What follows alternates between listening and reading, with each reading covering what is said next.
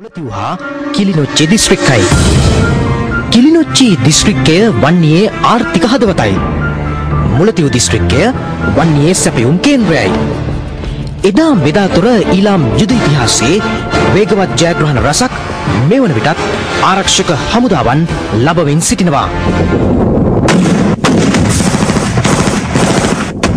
උපක්‍රමශීලී යුද සැලසුම් නවීන අභ්‍යායුධ හා යුද තාක්ෂණය පෙරපෙළ මනා ලෙස සම්බන්ධීකරණය දැඩි කැපවීම අධිෂ්ඨානය මෙන්ම නිවැරදි නායකත්වය සතුරා වික්ෂිප්ත කරන යුද ජයග්‍රහණයන්ගේ රහස වී තිබෙනවා.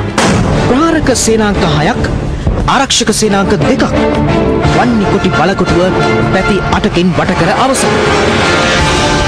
මේ වන විට කිලිනොච්චි දිස්ත්‍රික්කයට 57 වන සේනාංකයත් 58 වන සේනාංකයත් ඇතුළු වී තිබෙනවා. 59 වන සේනාංකය LTTA යුද ශීර්ෂය වූ මුලතිව් නයාරු ප්‍රදේශයට අවතීර්ණව සිටිනවා.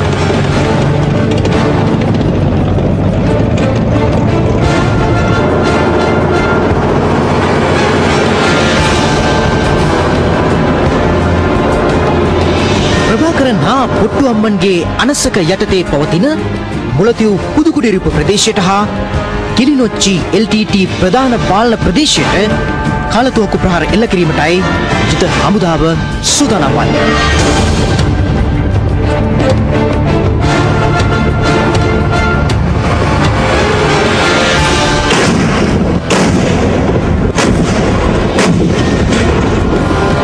දැනට සියලුම ක්‍රියාන්විත වෙන A9 මාර්ගයේ පිටිකර පැත්තෙන් එන 58 වෙනි සේනාංකය 57 වෙනි සේනාංකය කාර්යසේන බලසේන දෙක ඒගොල්ලන් ක්‍රියාන්විත හොඳින් ක්‍රියාන්විත වෙනවා. ඒ ජිතදාරී තාමත් හොඳයි. මොකද උන් පේනවා ජයග්‍රහණ නැත් වෙනවා කියලා. දැන් ප්‍රදේශන ආවුෂනවා සටන් කරන ඉතාමත් හොඳ ජයග්‍රහණ දවස් ටික ලැබුණා. ඉතින් මලසිරු හම් වෙනවා. අපි ලොකු බරාවිය මම කවදාකවත් ඒ වගේ බරාවිය දාලා ගියේ නැහැ. LTT වාහන හම් වෙනවා. ඉතින් සබළු ඉක්මනට ඉවර ගන්න බලාපොරොත්තු වෙන ඉතාමත් හොඳ සිද්ධාන්ත තමයි නොනවත්ත ඉදිරියට ඇදෙන්නේ.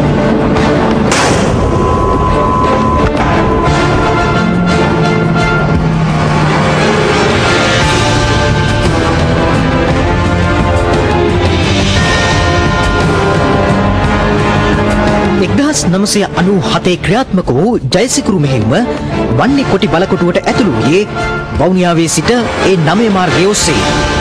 කුලියන්කුලම්, මාන්කුලම්, ඕලුමඩු, නයිනමඩු, නැදුම්කරණි හා ඔඩ්ඩු සුඩාන් ප්‍රදේශ එදා අත්පත් කර ගනිද්දී විශාල සෙබළ පිරිසකගේද ජීවිත අහිමි වුණා. නමුත් මෙවර වන්නි සටනේ කිලිනොච්චි ආගමනය සිදුවුණේ මන්නාරම පූනරින් ඒ 32 මාර්ගයට සමාන්තරවයි. ඊළාම් යුද ඉතිහාසයේ පළමු වරටයි මේ ප්‍රදේශය ඔස්සේ හමුදාව වන්නි කොටි බලකොටුවට ඇතුළු වූයේ.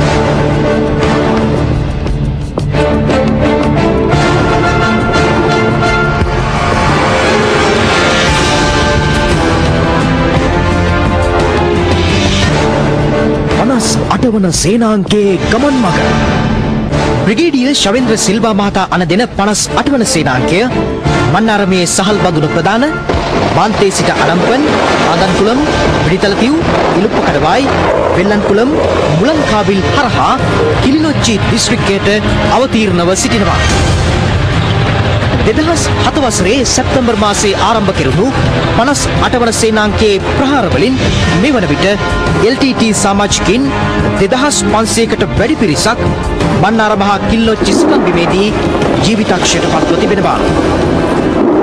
58 වන සේනාංකය මන්නාරම සටන්බිමේ ලැබූ තීරණාත්මක ජයග්‍රහණය වුණේ වෙඩිතලතිව් ප්‍රදේශය LTT ග්‍රහණයෙන් මුදා ගැනීමයි.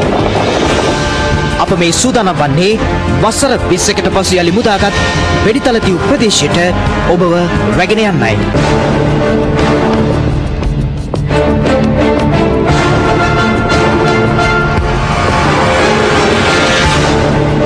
වෙඩිතලතිව් මුදාගත් රණවිරුවෝ මාදන් සිටින්නේ බණ්ඩාරම වෙඩිතලතිව් ප්‍රදේශයේ.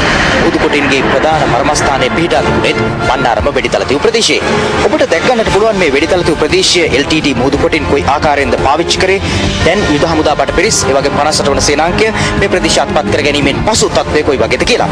විශේෂයෙන්ම මේ වන විට වෙඩිතලතිව් ගම්මානය සහ මේ ප්‍රදේශයන්හි සිවිල් ජනතාව මේ ප්‍රදේශයෙන් සම්පූර්ණයෙන්ම ඉවත් වෙලා තිබෙනවා. අපට දැනගන්නට ලැබුණා ඔවුන් කිල්නොච්චි ප්‍රදේශයට පලා ගොස් තිබෙන බව. වසර ගණනාවක ඉතිහාසයකට හිමිකම් කියන වෙඩිතලතිව් නගරය